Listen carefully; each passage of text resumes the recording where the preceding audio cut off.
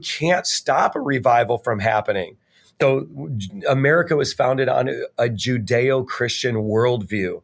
As that worldview began to erode and people started to become what's called secular humanistic, like in other words, I have my own personal truth, what we started to see society erode, and we started to see, marriages fall apart.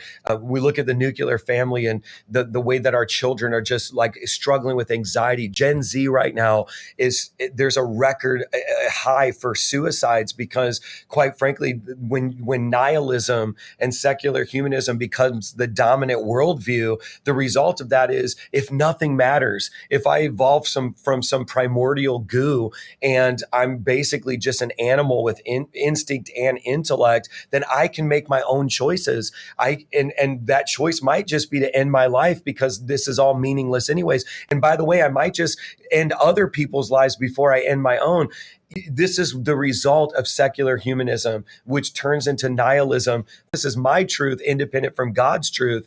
And so what happened is society is like basically at a point of their greatest desperation. And they're saying, I don't know why these shootings keep happening, but I know something's broken. And then what happens is when they start reading the Bible, when they start going to church and hearing the truth being proclaimed, their spirit comes alive and they're like, I once was blind, now I see. I once was lost, now I'm found. I mean, and they're like, this is the truth. And this is the thing, you can't stop a revival from happening.